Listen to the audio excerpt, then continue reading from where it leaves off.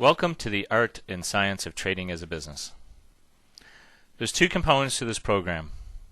There's the monthly income, what we call money every month. And then the second strategy is the strategy for massive market profits. First, I want to talk to you specifically about the program itself and what it hopes to achieve and what the objective of the program is. The objective of the program for the first part is the money every month program is to generate just what it says, money every month. We want to generate a consistent income on a monthly basis in our trades so that just like any other business, we want to generate recurring, consistent monthly income. Does that mean we're going to be profitable every month? Maybe not. Maybe we will. The important point to think about, though, is that we really want to have a monthly income stream. In order to generate a monthly income stream, we're going to be using options as our primary trading vehicle. Now, every business manages their business based on numbers, and that's exactly what we're going to do in ours. This is a real business. It's a business in which you are buying and selling. Any business that buys and sells things, and it doesn't matter what it is, it could be a bakery, it could be a auto repair shop, it could be a parts store, it could be a gift shop. You have to buy your stock from someplace and then you sell it to a customer. Well, the very same thing happens in the markets. You're buying and you're selling. Let me give you an example of how we actually try to make our money in the markets as a business. All we're doing is really meeting supply and demand. Let's take, for example, a stock such as Activision, which we have on our screen right now. The symbol is ATVI. It's currently trading at $27.23, down 27 cents today. Now, for the most part, you have people in the market who believe that ATVI, Activision stock, is going to go up. You have other people who believe the stock is going to go down, and that's what makes a market. On the if we take a look at this, the options on this particular stock, we have what's called call options. We have puts. Calls are those options that people purchase if they think the stock is going to go up. People buy puts on this stock if they believe the stock is going down. If we take a look at what is called at-the-money options, this is the May contracts that expire on 24 days. The 27.5 or 27.50 options, if you wanted to purchase a call option on this stock because you believe it's going to go up in the near future, you would be purchasing this option for 45 cents.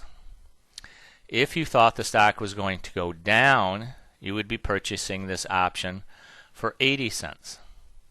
Now you could try to get a price that was in the middle between the sell and the bid and the ask, and maybe you'd pay 70 cents. But the point is that you have to buy these options in order to fulfill the idea that you have that the stock is going to go down or the stock is going to go up. So let's say you think that the stock is going to go up. So you purchase this call option on the May options for Activision, and you get it at 40 cents, almost in the middle of the bid and ask price. Well, at 40 cents, this option actually has no real value because the current price of the stock is at $27.23. So not only do you have to be accurate as to your timing, because the stock would have to move quickly in order for you to make money, but you also have to be accurate as far as direction goes. The stock has to move up in order for you to make money. If you were to purchase a put option, let's say you got it for 70 cents, not only would you have to be correct as to the direction of the stock, it would have to move down in order for you to make money, but your timing would also have to be correct because it would have to move down relatively soon in order for you to make money. Because there are only two absolute rules of the option markets. Those two absolute rules are, number one, prices will fluctuate. Yes, the underlying price of the stock will fluctuate and the individual option prices will fluctuate. Number two, the only other rule, absolute rule of the option market is that these contracts will expire. Any option contract that you buy on any stock will expire at a certain date in the future. If we were to purchase these May options, the ones that we're looking at right now, expire, and we have the expiration date right here, in 24 days. Normally, the options expire on equity and index options the third Friday of each month. That is the last trading day for those options. They actually expire the very next day on a Saturday. You can also pick the expiration dates that you're interested in purchasing. So, for example, if you thought there was an imminent move in Activision, you could purchase this option for 40 cents today at $27.50, and if the stock did move up beyond the $27.50, you would actually start making money. But what happens if the stock doesn't move? Well, if the stock doesn't move, slowly, day by day, this option that you purchased, if the stock does not move, would slowly erode in value. Why? Well, the reason is that you have the right as a call buyer to purchase the stock at the strike price that you purchased, in this case $27.50, at any time before the third Friday of May. As we get closer to the third Friday of May, the chances of that stock moving up beyond this strike price of $27.50, above the price of $27.50, becomes less and less certain. And because of that, the option has less value to it. If the probabilities are less that the stock will actually move above $27.50, then obviously that the value of holding that position, that contract, becomes decreasingly less expensive. So, I mean, if you take a look at an option like this over time, let's say that the stock doesn't really move. If over time, like a week from now, maybe this option will be selling for 20-cent bid, 35-cent ask. A week after that, it's 15 cents and 20 cents, or 25 cents. The week after that, maybe it's 5 cents and 10 cents. So eventually, the option that you purchased at 40 cents with great hope that the stock was going to move up is now only worth about 10 cents. You've lost 30 cents on the trade. Well, that's exactly what the person who sold it to you is hoping would happen.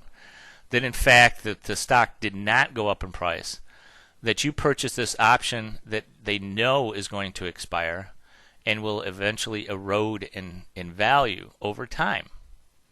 And that's how they make their profit. Because they sold it to you at 40 cents, they can buy it back at 10 cents, making a 30-cent profit on that trade.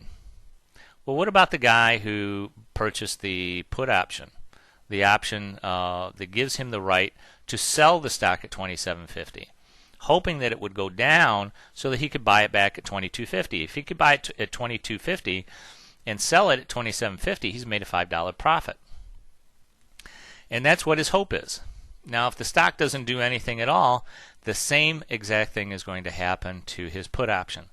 Eventually, over time, because the actual probability that the stock is going to decline in price decreases as these options get closer to expiration, the third Friday in May, for our example here, then eventually this option will be worth less and less each week. Let's say next week at this time, if the stock does not move, then this option will only be worth maybe 45 cents to 65 cents. Another week passes by, and now it's only worth 35 cents to 45 cents. Now another week passes by, and it's only 25 cents. See, as long as the stock does not move, these options, all of these options will continue to decline in price if they have extrinsic value. Now the prices of the options, these are called in-the-money options. The in-the-money options have some component of what they call extrinsic value and some component of intrinsic value. And the way you can determine intrinsic and extrinsic value is simply by taking the strike price of the option. In this case, we're taking a look at the May 20 calls. and they're priced at $7.40. On these 20 calls, if you add the strike price to the price of the call, you get $27.40. At the mid price, you're probably talking about closer to $27.25 or $7.25 for the price of this call option, which is exactly the price of a current stock. So you could say that this call option has no intrinsic value. In fact, if we look under extrinsic value, you can see that it is actually zero. The closer you get to the at the money or the actual price, strike price of the stock, you can see that there is in fact some extrinsic value left. There is some time value left in that option, and that time value is basically saying that, hey, you know what? We do have 3 or 4 weeks before expiration, so the price of the option may actually increase to the point where it might be actually further in the money. What is our objective, though? Okay, this is just a very brief. You should have already a basic understanding of options. I probably haven't told you anything new, or maybe I have, I don't know. But depending on your experience. The important thing to remember, though, is that when we trade for monthly income, what we hope to do is not only sell options, we are going to sell both sides. We're going to sell calls and we're going to sell puts. The reason for that is because the stock cannot be in two places at one time. In other words, if you sell this 27.50 and you sell these 25s, well, it can't be both at 25 and 27.50 at expiration. We're going to make money on one side or the other. And that's an important distinction to make because we make money whether the stock goes up or down. Now, the types of vehicles that we use in order to trade options on the exchanges are normally going to be, and I'll go through all those with you in the next series here in portfolio building. What we're going to be using are normally what are called calendar spreads and the sale of vertical spreads, specifically double calendar spreads and the sale of iron condors. Those two strategies will comprise most of our system and most of the trades for the month so that we can make a monthly income and generate a monthly income. Let me just show you the trades that we currently have on so you can kind of get a picture of what I'm talking about. These are trades that we just put on recently. We have 4 positions. We have a iron condor, sale of an iron condor in the diamonds, which is a ETF that mimics the Dow Jones Industrial Average. We have a double calendar rather on the EEM, which is the Emerging Markets ETF. We have a double calendar position on the IWM, which is the Russell 2000 Index, ETF for the Russell 2000 Index. And we have the sale of an iron condor on the SPY, which is a ETF on the S&P 500. These positions, normally when you put them on, all show a loss at the open. However, there's a couple things that you really need to take a look at. Number one, this white line here is what our current profit and loss position is. You can see that the current price, the live price of our portfolio based on the S&P 500, or on the SPY rather, ETF is right here. And in fact, it is in the center between our break-even points. Our break-even point on the low end is down here around 133, and our break-even point on the upper end of the price chart is 143.65, someplace around there. And we are directly, almost in the center of that. Since we just put this position on, we are in a position of a slight loss in our position. However, what we need to take a look at is what happens, as I told you, to a person purchases an option. Now we are selling them that option. We are the seller. And there's 2 rules of the market as far as options go. Number 1, they will fluctuate in price, and number 2, they will always expire.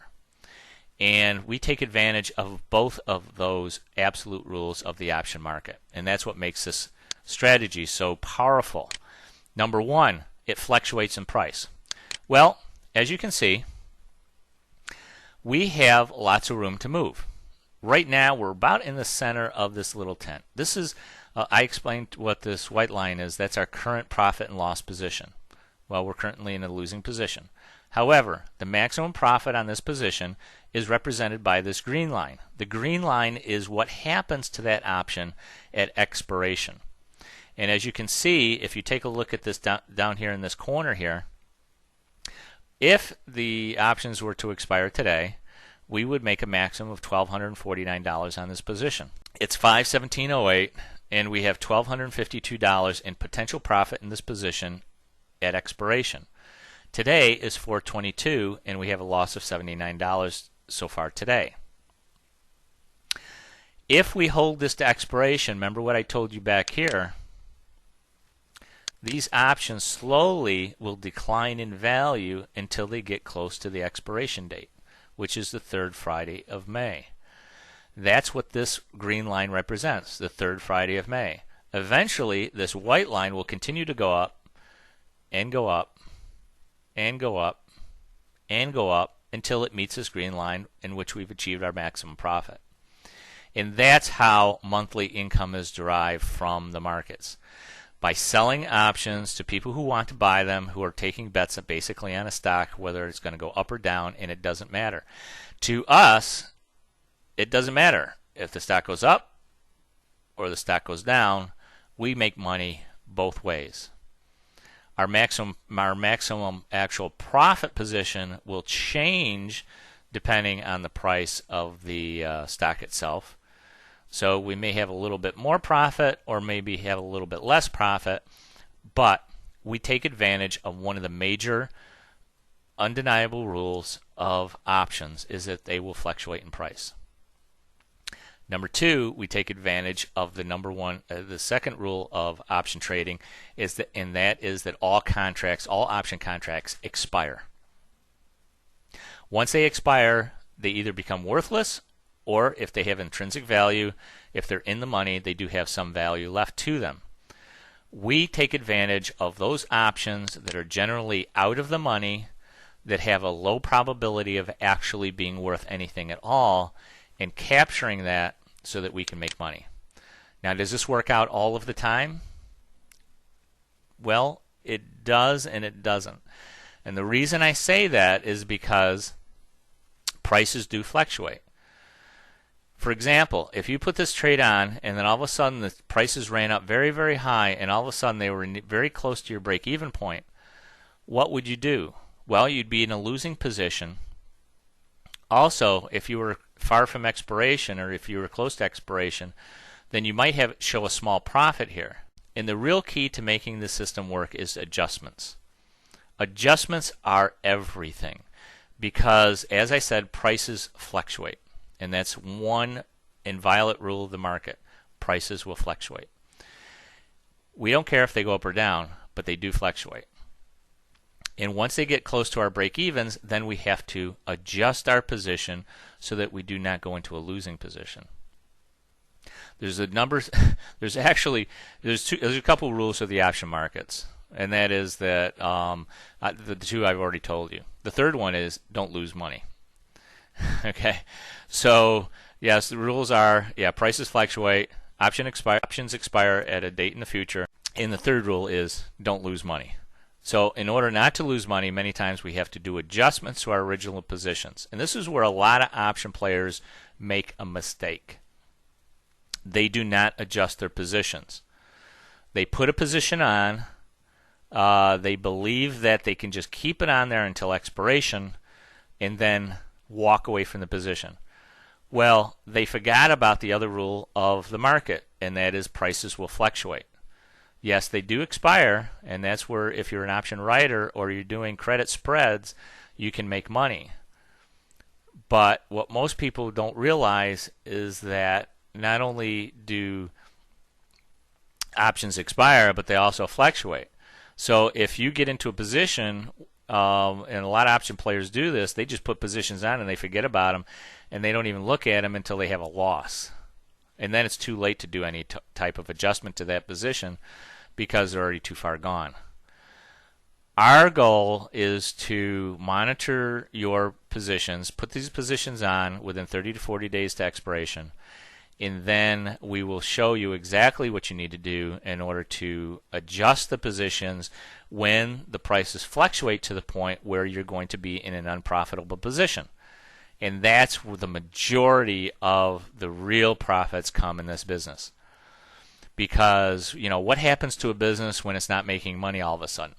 Well, just like this, if we're not making money, then we have to take a look at the source of the problem and adjust our strategy in order to take advantage of new market conditions. And that's exactly what any business has to do. Any business who is not in a profitable position has to take a look at their business model and adjust their either they have to adjust their expenses, or they have to adjust their marketing and sales, or they have to cut back on expenses someplace, but they have to adjust to current market conditions, and that's exactly what we do in our business of trading. And that's why it really is a business, because we manage by numbers. And that's what all good big businesses do. They manage by numbers.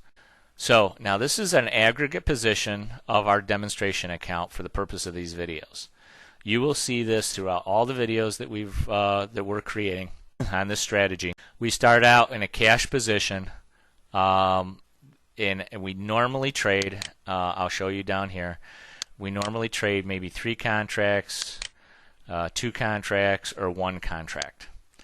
This not only gives you, if you're just starting out, we suggest that you trade in 1, 2, or 3 contracts at the most in these positions.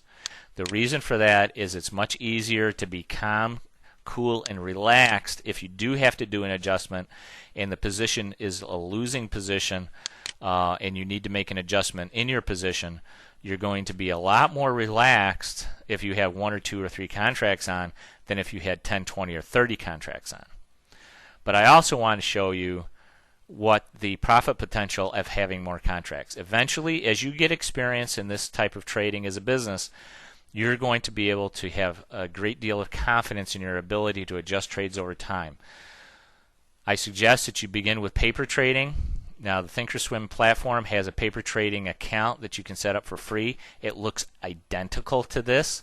The only thing that is different is if you look up in this top left-hand corner, this is a live trading account. It has a red symbol here with the Thinkorswim symbol and logo. If you have a paper trading account open, this is a green symbol. But the platform is absolutely identical. Everything is exactly the same. You can enter trades, you can adjust trades, you can look at charts, you can monitor your account. You can do everything that you can in a paper trading account with Thinkorswim as you can in this account. Take a look down here in the right-hand corner. In order for us, this is an aggregate graph, a picture, and you're going to find that these pictures are extremely important for us to monitor our trades. This is an aggregate position of our entire portfolio of the 4 positions that we have in the diamonds, the EEM, the IWM, and the SPY positions. This is what they all look like. If we were to monitor individual positions, for example, if we wanted to open our IWM position, all we'd have to do is enter the symbol in there, and you can see that the graph looks almost identical because we are still in all of our positions in a portfolio basis. If we went to a single symbol, that's exactly what our current position in the IWM looks like. We are not in the center of this position. We're just a little bit off to the left, but I think we have upside potential. So we're going to maintain this position. And if necessary, we will adjust it. Let's take a look at our EEM. Our EEM position, on the other hand, is looking very, very good. We are exactly in the center of our position, exactly where we really want to be. In our SPY position, this is an iron condor. We're exactly in the center of this position. Now, a few days ago, we actually had to adjust this position. It would have taken a loss on this position because it came very close to our break-even in a large market move. But in our case, we actually made money. And I'll show you how that happened in the adjustment CD. Also, we're going to go, let's take a look at our diamond position. Our diamond position is also looking very good. We're almost in the center. We're just slightly off to the side, but we have a great deal of room. Now, the diamonds, remember, imitate the Dow Jones Industrial Average. So if the diamonds are at 126.99, that means that it's pretty close to what the Dow Jones Industrial is at 12,700. If we take a look over here, the Dow Jones is actually at 12,714. What is important is the fact that it does mimic the Dow Jones Industrial Average. So if you take a look at this, you can see that it's at 12,700 in equivalent Dow Jones Industrial points. We have a downside break-even point of 12,300 or so, which is a 400-point move in the Dow Jones Industrial, and we have an upside break-even of 13,270. So that means that we have close to a 500-point break-even to the upside. These are the kind of positions that we like to put on. We like to put on positions that it doesn't matter whether the indexes go up or the indexes go down. We make money either way. There we are on a portfolio weighted basis again, based on the diamonds. We have a great deal of potential on either side of this to make money. Our maximum expiration profit and loss figure is the green line. Our current position is the white line, and that's how we manage our trade as we go forward. You'll see both positions that we've closed out on the future videos. We're doing adjustments. I will show you exactly how to manage your portfolio based on the Greeks. Don't let those Greeks confuse you or make you uneasy at all. I will simplify them to the point where you will understand exactly what delta, gamma, theta, and vega mean to your position. And we are going to be managing our positions based on the entire portfolio and manage them by using these Greeks in order to determine exactly when we need to adjust our position so that we remain profitable at all times. We'll also take a look at some big picture ideas as far as technical analysis goes. I'll also show you exactly how we trade, how we select our trades, and the strategy that we use on our trades. It's absolutely critical to understand how our trades are created and how they're selected. And this is where the part of really trading as a business comes in, because we don't trade without a plan. Now, if you go into any kind of business, you're going to create a plan, whether it's just on a single piece of paper or even on a napkin, but you're going to have a plan for that business. It's absolutely critical that you trade according to your plan. You don't trade by the seat of your pants. You don't go into a market and just trade by buying and selling options of any kind without really knowing what you're going to do in case the option that you're purchasing goes against you. So you got to have a plan, and that's where the trade selection strategy comes in, because we take a look at how these trades are selected, how we plan out the trades, how we select them based on support and resistance points in the underlying index, and how we go about adjusting them. And the adjustment videos are probably the most crucial part of this entire system, because once you get into a position, it's easy to take profits when the market doesn't move, because those options will simply expire and you collect the cash. But what happens when the markets move against you? So you have to know exactly what you're going to do ahead of time. And that's why we always say trade with confidence, because if you know ahead of time and you have a plan of how you're going to adjust your position so you're always in a profitable position, then you are not going to be afraid. You are going to trade with confidence. So that's our overall objective, if we really want to simplify it, is to take this white line, which is our opening position, and sit tight until it rises gradually up to this green line where we take our maximum profits. Normally, we don't wait till expiration to take our maximum profits. We normally take our profits right around the 50% to 60%, sometimes a little bit higher, depending on the current market conditions. We don't normally go all the way to expiration, and there's a reason for that. Normally in the last week of expiration, before an option expires, there's a lot of things going on with that particular option that can affect our position. Also, price could be a risk. Depending on current market conditions, we could have a profitable position, but if we go into the final week of expiration, then the position may become unprofitable because of price risk. So normally we don't want to take those type of risks, and we take the position off prior to expiration, usually 7 to 10 days prior to expiration. And that's not such a bad thing. And I'll tell you why, that nobody else will probably ever tell you, not anyone from retail investor, probably not any market maker either. I'll tell you this now, but you may not understand exactly what I'm talking about. But these Greek positions, the delta, the gamma, the theta, and the vega, will change dramatically as we get closer towards expiration. In fact, theta may drop off dramatically. Theta is the primary profit producer for these types of positions. We want this theta number to be positive at all times. The closer we get to expiration, because we're doing a lot of out-of-the-money credit spreads and double diagonals, there may not be much theta left. In other words, if there's not much profit potential left in the position, why keep the position open? Because there's only 7 days left to expiration, the options that we've written are extremely low priced options. If there's only $1.83 of theta left on a per day basis, why take the price risk?